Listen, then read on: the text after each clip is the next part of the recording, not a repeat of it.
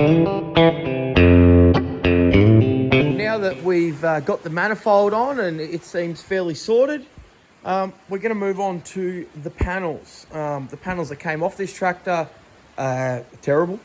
The guards, you know, as you can see, big holes in them. Which one? This other one's had a big patch job on the back of it and whatnot. So, and of course the fuel tanks, actually this one's pretty good surprisingly, but we also have some better stuff.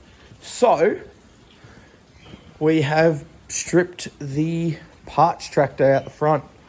As you can see, excellent steering wheel. This steering box seems to work well. The guards are beautiful. I mean, they're not perfect. Obviously, as you see, there's a dent there. You can still read Massey Harris written in them. Harris, this guard's backwards. You can read. It's a bit harder to read, but you can see Harris. So we're going to use them. There's no holes or anything in them, so we're going to use these bits to put this tractor back together and just use the best of everything and make it look as tidy and as original as we can. All right, let's get into it. Okay, so I've just gone through and made a gasket for the gear shifter. What am I thinking? Anyway, so I should be able to bolt that on now. This moves nice and smoothly. I added a bit of lubrication, so that should work well. And yeah, I'll go bolt it on. It's pretty easy, 4 bolts. There's 4 springs that go here that run the detents. I'll show you where they are. There's the 4 springs that run the detents. There's your 4 selectors for first, second, third, and reverse. Pretty simple. I'll bolt that on and we'll move on to the next thing. All right, I've been chipping away here. Got a bunch of things mounted up, which is really good. Got the gear selector, like I was showing you. Where are we? It goes in and out, selects gears as it should, which is brilliant. So that's all good. Happy with that. Steering wheel, obviously. Steering box. Haven't got the tie rod yet, but that's all right. Sorry, that'll be the drag link. Tie rod's down there. We have throttle linkages. So I'll go around the back so you can see it properly. So we see here, throttle linkage, that all the way down. You can actually read it. See, it says idle and open. So all the way down there is idle, and all the way up would be full throttle. So you can see down the front there where it connects to the governor, it's pushing that arm up and down, which then of course tells the governor what to do, which adjusts the throttle. This one here is for the timing on the magneto. And once again, see if you can watch it. You can see that arm moving up and down. That is adjusting the timing. All the way up like that would actually shut it off and be retarded. And all the way down will be all of the advanced, fully advanced. So you would start it somewhere about there's probably where you're trying to start it. And then you push it all the way down. Well, most of the way down, you would see how it's running. But generally under full load, you'll have as much time in as possible. And then we got these linkages. So this one here is for the heat in the manifold, which obviously we still have to connect up, which will be fine. You can see it turns at the other end there.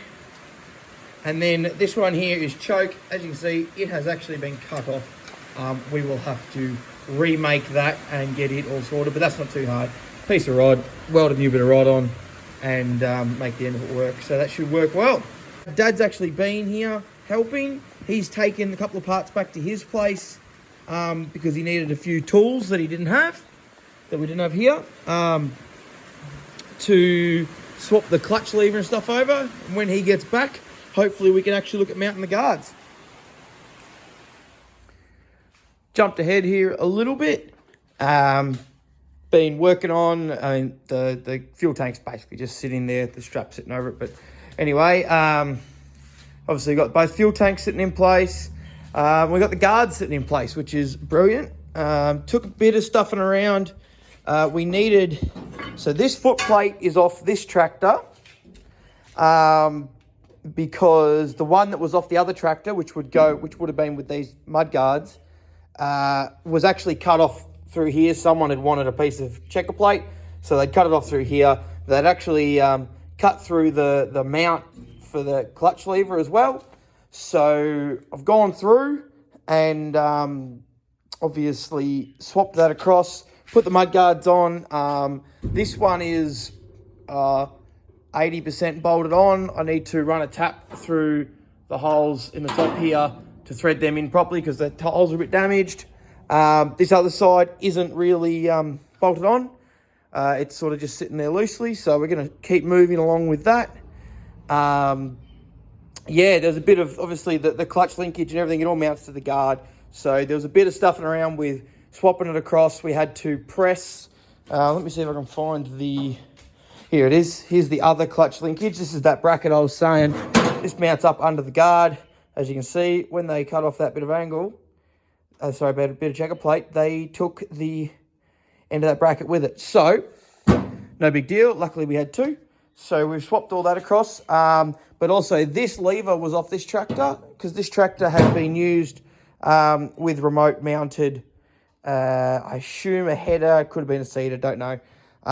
They had cut the clutch lever off, put this bracket on so that they could engage and disengage the clutch with a rope. So yeah, so basically we swapped, we mixed and matched, and we had to press the end off and press the new end on with the other the bracket. So as I said, bit of stuffing around, but we got that sorted out. So yeah, I'm just going to keep chipping away. I've got to put the, I've got to mount up, I've got to tap some holes out, mount it all up. I will actually show you, where did that bolt go? I've misplaced a bolt. It'll be sitting here somewhere. Anyway, it comes up through there. That should actually be a long stud, the same as the other side, that screws. It's about 8 or 10 inches long, and it actually screws right down to the housing and helps hold the diff housing together. On this tractor, the actual housing's broken. The threads are busted out. So someone had put a bolt up in from underneath, which I can just reach in by taking this top plate off the ball gears. And yeah, so I'll be able to reach in from inside and put that bolt through. I would, if I was going to work this tractor, I'd probably be concerned and try and repair that thread. But I'm not. I'm just going to do a bit of tractor pulling and a bit of driving it around. I'd say it's actually been like that for a long time. So I'm just going to do it back together the way it was before. And yeah, so basically that's all I got to do. Finish bolting all this. So there's a roll bolt. So there's two at the top, up there. There's 1, 2, 3. There's one more under the step that you can't see.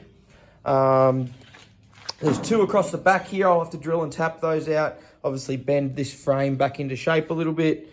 There is also, oh, there's that bolt that goes up underneath. So that's just up from the bottom. That's easy. Then you've got this bracket here. There's another one for the other side, which is on the other guard, but that's all right, I'll get to that. Yeah, we're just going to keep chipping away at it. So making really good progress. And yeah, I'll talk to you all in a minute.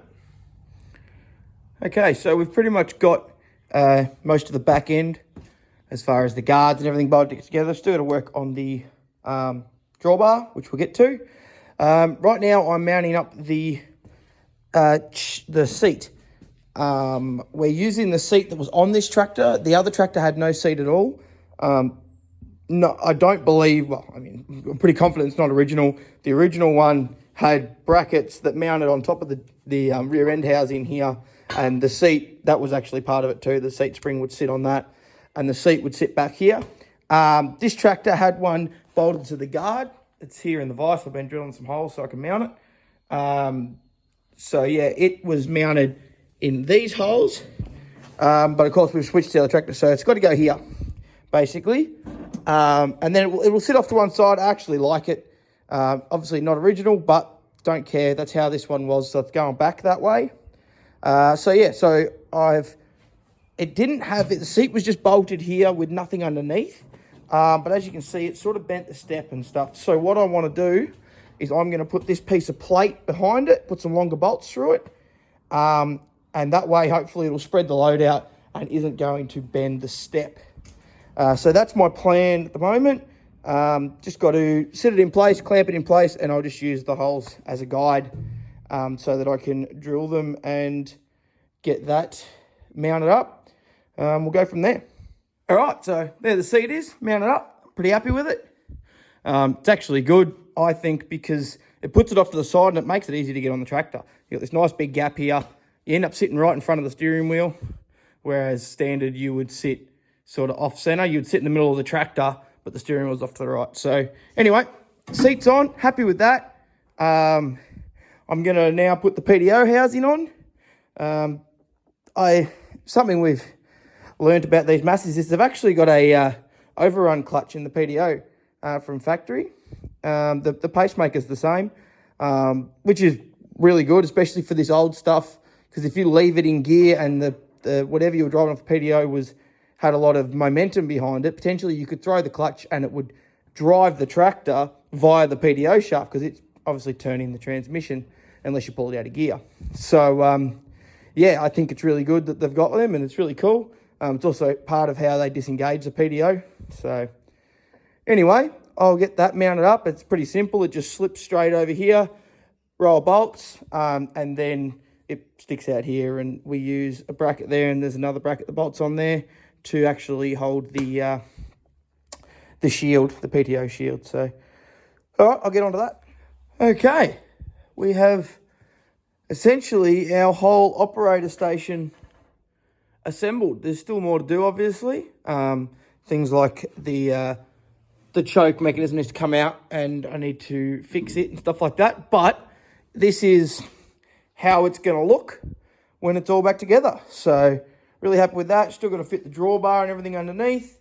But we got the PDO on. I had to do a bit of panel beating on the shroud here. But yeah, that's all good. That'll have to get filled with some oil. But yeah, so she's all pretty simple. You know, gear sticks there. High, medium, low, and reverse. Clutch lever, which needs adjusting. It's way of adjustment, but that's to be expected. Then throttle. Across to the left is open throttle, and across to the right will be back to idle. That's this one down here. Then there's your timing down there, up and down. Up is retard, and down is advance. So essentially the position it's in now would be its run position most of the time, I'd imagine. Yeah, we probably need to just do a bit of panel beating on the toolbox here. One of the hinges is busted, but the rest of it's actually still pretty good. There's actually some, that's actually a magneto shield, coupling shield, and the drawbar pins in there too. So that's good.